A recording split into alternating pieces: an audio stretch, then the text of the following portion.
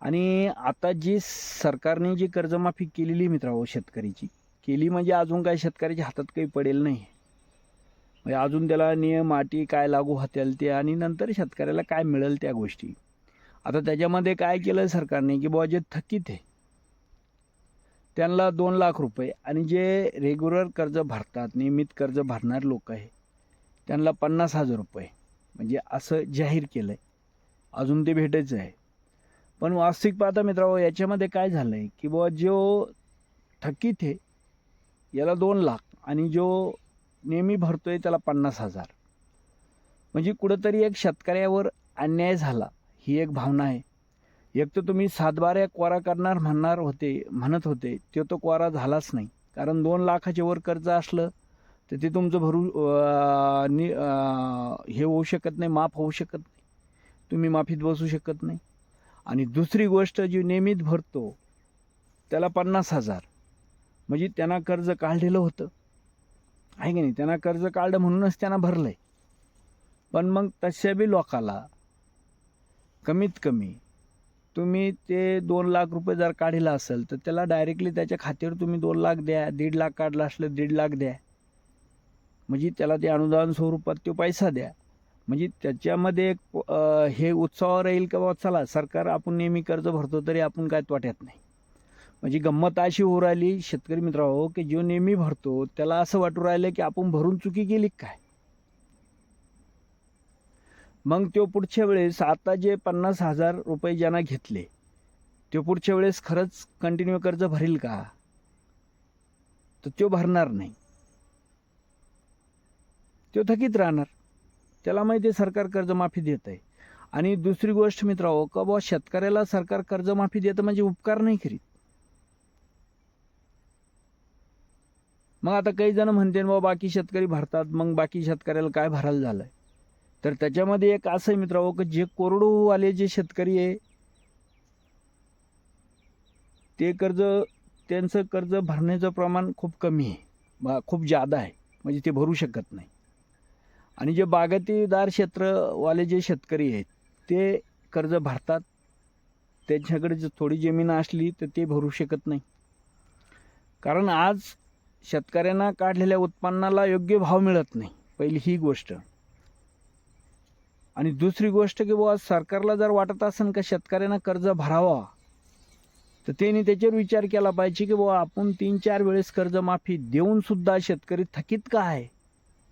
तर ह्या मुद्द्याला त्यांनी हात घातला पाहिजे की शेतकऱ्यांनी स्वतः कर्ज भरावा ह्यासाठी सरकारने काहीतरी पावलं उचलले पाहिजे. आता त्याला जर काही पावलं उचलायला गेले मित्रांनो तर त्याला पहिलं कारण फक्त एकच आहे की बुवा तुम्ही शेतकऱ्याच्या मालाला, त्याच्या घामाला, त्याच्या कष्टाला योग्य मोबदला द्या. आणि दुसरी गोष्ट आहे की बुवा जसं तुम्ही कर्जाचं म्हणताय तर तुम्ही स्वामीनाथन आयोग लागू करा किंवा त्याच्या मालाला योग्य भाव द्या, हे तर झालंय मित्रांनो. पण त्याच्यामधली एक गोष्ट अशी आहे की तुम्ही जे शेतकऱ्याकडे माल असताना म्हणजे आपल्या देशातल्या शेतकऱ्याकडे माल असताना तुम्ही जे आयात निर्यातीचे जे धोरण आहे ना त्याच्यावर बी नियंत्रण ठेवा. आता सरकार काय करतं मित्रांनो की बुवा ज्यावेळेस आपल्या देशातल्या शेतकऱ्याकडं जो माल आहे, जे उत्पन्न आहे, आपल्या देशात पण उत्पन्न आहे, आपला शेतकरी पण ते उत्पन्न घेतोय, तेच उत्पन्न सरकार दुसऱ्या देशातून आयात करतं. मग आपल्या देशातल्या मालाचे भाव पडतात. मग आता हे फेडावं कोणाला लागणार की याला जबाबदार पण तुम्हीच आहे, म्हणून तुम्हाला कर्जमाफी द्यावा लागते, हे एक लक्षात घ्या. आणि दुसरी गोष्ट की जे कोरडवाहू जे शेतकरी आहे एक तर त्यांना कर्जच कमी मिळतंय, बागायती क्षेत्राला जास्त कर्ज देतात आणि जे कोरडवाहू आहे त्याला त्या क्षेत्राला कमी कर्ज मिळतं. मग असं नाही होताना की बुवा तुम्ही कोरडवाहू शेतकऱ्याला आणि बागायतदार शेतकऱ्याला समान कर्ज द्या. आणि दुसरी गोष्ट जसं मी सांगितलं की बुवा तुम्ही शेतकऱ्याचा 7/12 जर एकदाच कोरा केला मग ते तुम्ही त्यांना कशासाठी घेतलंय शेतकऱ्यांना तर ते हाऊसिंग लोन असू द्या, ट्रॅक्टरवरचं लोन असू द्या, काय काय त्यांना घेतलंय. समजा वाहनाचं लोन जाऊ द्या, ट्रॅक्टरचं लोन नका देऊ, पण त्याचं हाऊसिंगचं लोन असेल किंवा शेतीच्या डेव्हलपमेंटसाठी घेतलेलं लोन असेल, त्याला आपण क्रॉप लोन म्हणतोय, म्हणजे ते एकदाच त्याचा नील करायचा अर्थ म्हणजे आमच्या शेतकऱ्याला काय समजतंय, नील म्हणजे हा शब्द काय आहे की माप म्हणजे काय, तर आमच्या सातबाऱ्यावर बोजाच राहणार नाही. आणि असं करून ज्यावेळेस तुम्ही एकदाच तसं केल्यानंतर की बुवा नंतर तुम्हाला काय नियोजन करायचं की बुवा शेतकऱ्यांनी स्वतः त्याचं कर्ज स्वतः भरलं पाहिजे, याच्यावर तुम्हाला भर द्यावं लागेल. मग ते देताना काय करावं लागेल, तर बुवा शेतकऱ्यासाठी त्याच्या मालाला योग्य भाव मिळाला पाहिजे. त्याला अनेक काही ज्या सुविधा आहे, म्हणजे शेतापर्यंत तुमचे सोयीचे अजून रस्ते पण नाही मित्रांनो, शेताला अजून रस्ते पण नाही. दुसरी गोष्ट बुवा शेतकरी रात्री इच्चू काट्याचं इकडं तिकडं मरून त्याचा जीव धोक्यात घालून ते रात्री तुम्ही लाईट देतात, तो शेतकरी त्याच्या कुटुंबापासून बाहेर राहतोय, म्हणजे शेतात राहतोय, त्याचं कुटुंब घरी राहत आहे. म्हणजे अशा वेळेस ती पण विचार त्या सरकारला करावा लागेल. आणि दुसरी गोष्ट का बुवा शेतकऱ्यासाठी जी विमा आहे त्याच्यामध्ये तुम्ही वाढ करा. कारण आता अतिवृष्टी ज्यावेळेस असं होतं मित्रांनो की आपण कोणत्याही मालाचा जर विमा घेतला तर त्याच्यावर मरणाची अटी आहे, एवढाच पाऊस पडला पाहिजे, तेवढाच मिली झाला पाहिजे.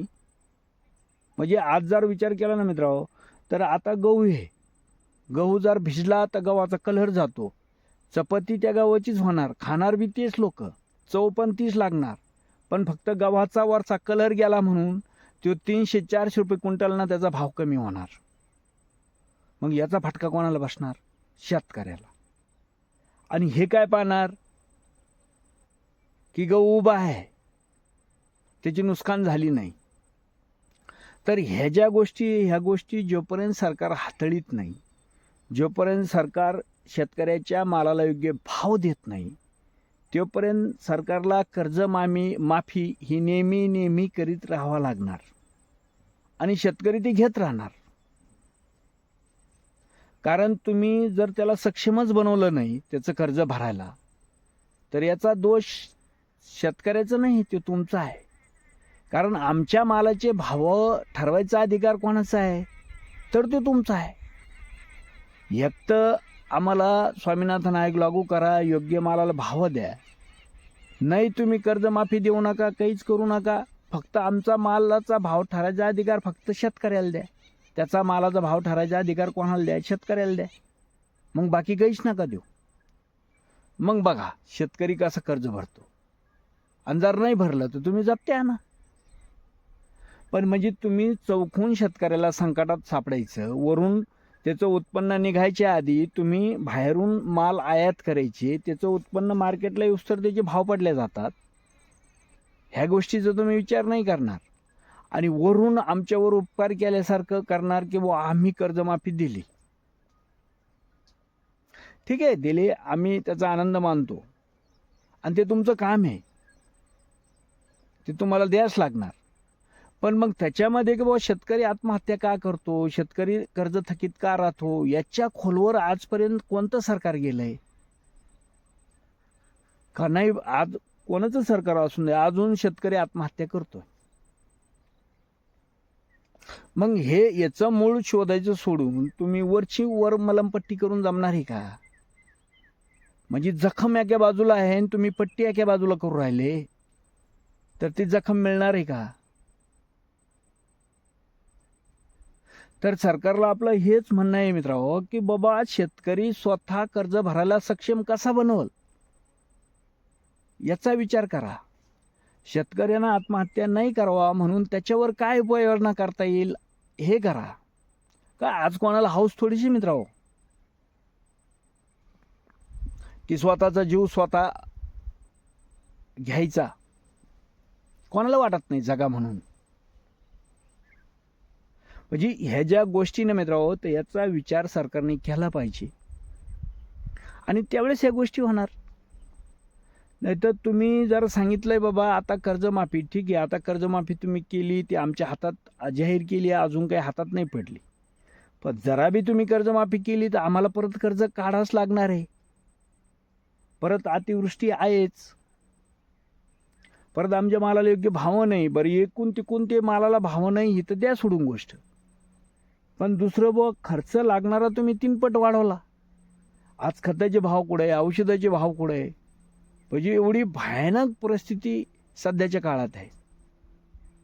म्हणजे सरकार सांगतंय उत्पन्न दुप्पट केलं आहे. दुप्पट नाही मित्रांनो, उत्पन्नाला लागणारा खर्च मात्र सरकारनं 3 पट केला. आणि आपण असं बोललोय तर काही लोकांना काय वाटतं की बुवा हे विरोधी आहे, सरकारचे विरोधी आहे. तर पहिलं मित्रांनो आम्ही शेतकरी आहे. शेतकरी म्हणून आम्ही बोलतोय. आणि सरकारने काय, सरकार देतंय काय, बुवा सरकारला आम्ही मागतो काय, सरकार देतंय काय. तुम्ही स्वामीनाथन आयोग लागू करा, मालाला योग्य भाव द्या, आयात निर्यातीचं याच्यावर हे करा, नियंत्रण ठेवा. का शेतकरी सक्षम बनणार नाही, का होत नाही याच्यावर विचार करा. आणि सरकारला माझी हात जोडून विनंती आहे, सरकार मायबाप, की बुवा तुम्ही नेहमी जर कर्जमाफी करीत राहिले तरी आम्ही घेत राहणार, कारण तो आमचा हक्क आहे असं आम्ही सांगणार.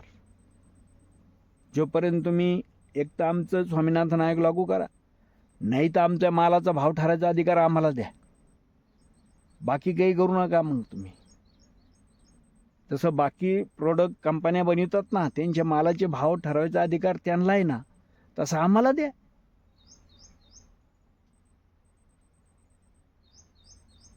हे जर केलं ना मित्रांनो, तर सरकारवरचं जे कर्ज आहे ना ते शेतकरी फेडीन.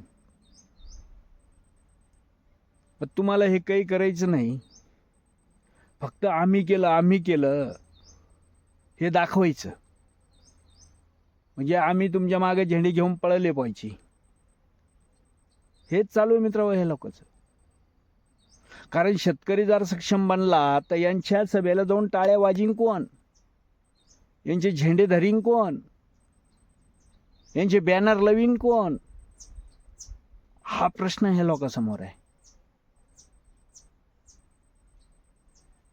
चला मित्रांनो, आपलं सरकारला ती विनंती आहे की बाबा शेतकरी कसा सक्षम बनेल हे बघा. शेतकऱ्याला मरून देऊ नका. आणि जोपर्यंत तुम्ही ह्या गोष्टी करत नाही तोपर्यंत कर्जमाफी हा आमचा अधिकार आहे, लक्षात घ्या, आणि तो आम्ही मागत राहू. चला, जय जवान, जय किसान, जय महाराष्ट्र. व्हिडिओ आवडला मित्रांनो तर व्हिडिओ लिंकवर जाऊन चॅनलला सबस्क्राईब करा, जास्तीत जास्त शेअर करा, लाईक करा. चला, जय जवान, जय किसान, जय महाराष्ट्र.